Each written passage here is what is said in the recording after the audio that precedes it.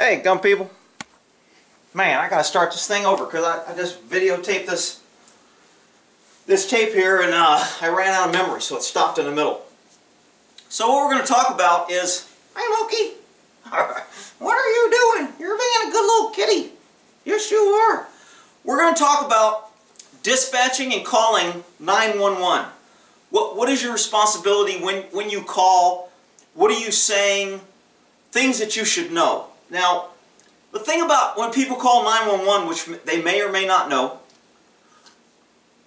is what information the dispatchers has as soon as your phone call comes up on their screen.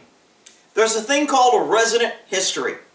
So every time somebody dials 911 from your house, if you just bought a house and the last people over there were drug addicts and the cops responded 15 times and found drugs and arrested somebody every time, when you call 911 the first time, they're going to run up this resident history and they're going to say, officers be advised, this house has numerous drug arrest entries and arrests for drugs, narcotics, and violence. And this is like, you just moved into the house. So, because each address, the government keeps a log in the computer, and it's called a resident history. So, and that's why I'm not into this gun control and registering guns and all that. Because it's too much information. I mean, cops as a cop, if I'm responding, yeah, it's nice to know if a guy has guns in the house. But I don't need to know that. If he's a good citizen and he's not a crook and he's not on probation or parole, I don't really care if he's got guns. Because he's not the threat. He's calling me for help or he's calling me because he's a victim. But if you have guns in the house and if there's a registration, they're going to tell responding officers that. Is that good or bad? Well, it's going to put the officers on a little bit more heightened awareness. They're going to know there's guns in the house. They may be a little more apprehensive. They may wait what's called staging. A lot of people don't know this, but when cops are dispatching a call, people think, oh, I'll just call 911. I don't need a gun because the cops come save me. Well, unless there's numerous cops available, you could be waiting a long time because most agencies won't let a single officer respond to a violent call. For liability purposes, they don't want the officer to lose the gun. It's too dangerous. For the officers, workers' comp. It's not about the safety of the citizen. People think, oh, the government's here to protect that. They don't care about that. They're worried about liability and we're going to get an officer hurt. So, depending on the call, the protocol for the police department maybe say we need at least 2 officers, we need 3 officers. So, if there's a school shooting, people think the cops are going to run in and save people.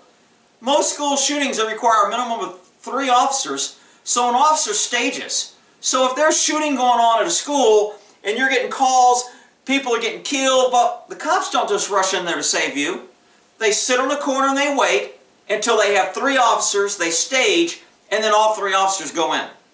And that's called a minimum number for that type of call. If you've got a domestic violence with weapons involved, they're not going to let 1 officer go in. If I'm really close and I can get there in 30 seconds, and I go, I'm 30 seconds away, I can't go in per policy. I've got to stage while a woman's getting killed, beat, or whatever, raped, whatever it is. I'm staging until the other officer from across the city gets here so we can go in together. Because policy is lone officers don't go on violent calls. So that's just a side note on you know, more crap that people don't know that think, you know, not having a gun in your house, not being able to protect yourself is a good thing and the government will come in and save you. So let's talk about what you tell 911 dispatchers. As I said, when you call 911, the dispatchers can pull up your resident history. So there's going to be notes in there. If I went to a house and there was drugs, I would say, make sure the resident history reflects this house has drugs. I would say also there's a hidden camera in the birdhouse at the door that we noticed when we went in the house and we were being videotaped. So put on there a warning that officers are being videotaped when they enter the house. That way later, if cops go back to serve a warrant, they're going to pull up that resident history and say, hey, there's a thing there. They can do surveillance, see it, and then they can plan their approach accordingly, disable it, kill electricity, whatever they need to do. So your resident history on your house, you can't see it, you don't know, but when a cop gets dispatched to your house, dispatcher knows it and they tell the cops. Good dispatchers will check resident history.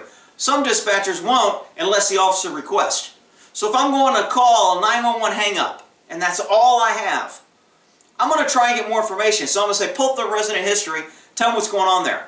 Okay, we responded there twice for domestic violence, and 1 time for a teen out of control, and we made an arrest there twice. Okay, great. So I know that the house isn't lily white, clean, perfect, and everything's great. They've had problems there. So the 911 call could be a domestic violence, could be a troubled teen, could be a fight. I don't know. But that's just information that cops can get. When you call, what information do you want to give to the cops? Now, there's probably going to be cops and dispatchers that are pissed off at me about this. But I'm looking at it from a government versus the citizen. In our environment right now, to where government looks at the citizen as the bad guy. I mean, the citizen is nothing but a way to get taxes, a way to fine, a way to prosecute, a way to get in the court system, a way to, I mean, whatever the government can get out of you, that's the only reason, that's the only way they look at you. They don't look at you as an American that's blood, sweat, and tears, working, paying your taxes, and doing good, and we work for you, and we should help you, and we should make your life easier. And I mean, that's, anybody that believes that's just crazy in this day and age. Our government's out of control. So when cops are dispatched, or when you call 911, my advice, you tell them briefly what's happening, you request officers or a medical ambulance, and then you hang up the phone. Now, I have seen on TV over and over again, in reading cases and pulling 911 tapes, the dispatchers always try to keep people on the phone. Don't hang up. Stay with me. I'm going to talk you through this. Don't hang up. What do you hear? What do you see? Some of them, they may be doing that trying to help you. But it's still creating a record because it's being recorded, and everything you say can be used against you, because remember, you contacted the government. There's no expectation of privacy. There's no Fifth Amendment of Miranda. You don't have anything that you say can be used against you. All your statements are considered voluntary because you called the government, you made contact. So any statements you make are going to be used against you, if they can. I'm going to put a link in this video to why you should never talk to the police. And somebody's going to be like, you're a cop, why would you say that?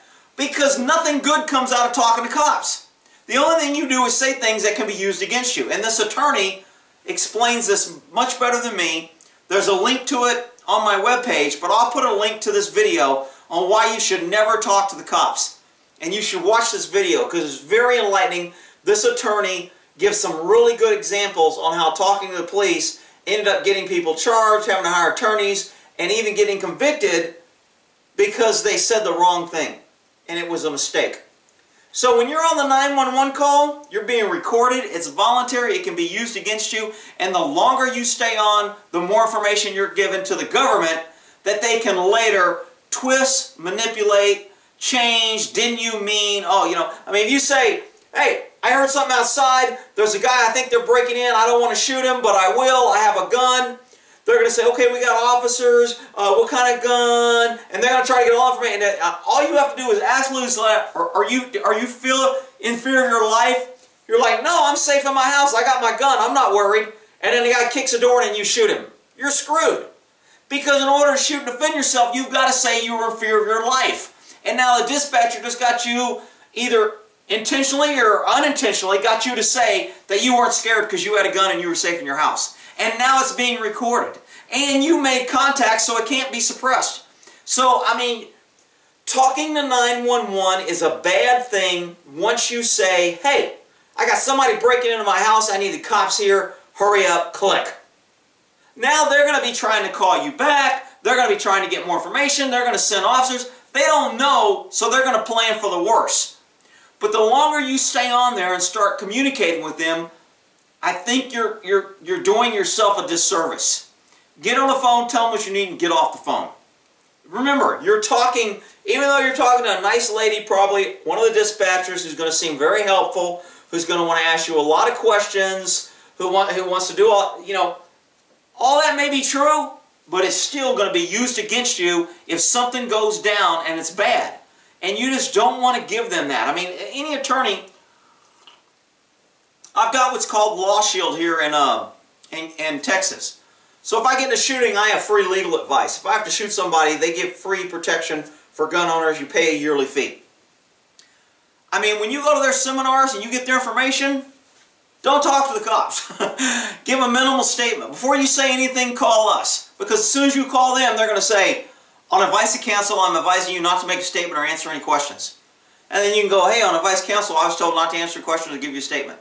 So, I mean, any attorney will tell you nothing good comes from talking to the government or the police. And this attorney that I'm going to put a link in here explains it well. And I'm telling you the same thing. A dispatcher, when you call 911, that is the government. That is the prosecution team. The prosecution team for the government is the courts. They're all officers of the court. The DA, that's the cops, the dispatchers. All these people are part of the prosecution team to convict people. And it's not to convict bad people. It's not to convict crooks. It's to convict anybody they can, even including good citizens. So, be aware when you get on the phone and you call 911, you have to think, even though you're scared of everything, say what you need and then get off that phone and then take care of yourself. Get to safety, get to a gun, barricade yourself. Get to an area, I've talked in one video about a fatal funnel. Woo, this fire's getting hot. I was cold earlier. I talk about a fatal funnel to where if you're in a big room and you can funnel people to where they come in any way, that's a perfect place because you only got one place to watch. So if you can get somewhere in your house, like a stairwell is a great fatal funnel. You sit at the top and anybody that gets upstairs has to walk up this stairwell. You only have one place to watch, and that's that stairwell. Anybody comes up it, then you can defend yourself. Shoot them, whatever. Hi, Mookie. So that's the things you need to be doing. You don't need to be worried about a phone talking so the suspect hears you talking. He knows where you're at. You're tied by the phone. If you want to leave the 911 off and leave it open, you can do that. But remember, whatever's said is going to be recorded. That could be a good thing or a bad thing. I mean, if the suspect is saying, get on your hands, I'm going to kill you, I'm going to rape you, those are all great statements. But if you go, you piece of shit, you broke into the wrong house, I'm going to blow your head off, now you're screwed. Because that statement is going to be construed later for the government to use against you and come after you. And it makes the water a lot muddy and unclear if you stay on the 911 call too long. So this whole thing is to say, look, when you talk to 911, you're not talking to a cop, you're not talking to a trained law enforcement person, you're not talking to anybody that went through an academy, you're talking to somebody that's answering the phone and relaying information is going to get information from you. So give them the information they need. I need the police, my house is getting broken into. There's some guy peeking in my window. Somebody's trying to steal my car, I need the cops here now. Now, you know, they're going to want to know, well, is he armed? And does he have a gun? And do you have a gun? And how many people? And do you have a description? And are the officers? And can you keep an eye on them? And then they're going to tell you, well, don't follow. And that's the other problem with that. You stay on 911 and they're all worried about liability. They don't care about you. They're worried about liability because they know they're being recorded. So they're going to tell you, don't shoot, lay your gun down, don't chase the guy, don't do this, They're going to start giving you all this advice for liability purposes so they can't get sued later by saying, hey, because they're part of that prosecution team, as a cop, if I tell you to help me, under posse comitatus, most agencies have that clause to where you are pretty much deputized when an officer says, help me, and he gives you an order to help you. You're covered under the same protections as a cop, even though you have no training use of force. So if you grab a guy and you grab his neck and he starts fighting and you end up choking him and killing him, you're going to be covered as an officer. You were following an order and you had to help. You're going to be a lot different standard than the officer that would have grabbed him by the neck. But when the dispatcher starts telling you to do things, she's kind of covering her butt so she doesn't get into that, I've made you an agent. I don't want to, when I tell you to help me, I've made you an agent of mine and I'm kind of responsible for what you do to a certain extent. So I have to be careful. I don't want to just go around and start hollering in a bar, hey, all you people, come help me arrest this guy. And they all jump on him and kill him. And I'm like, oh, shit.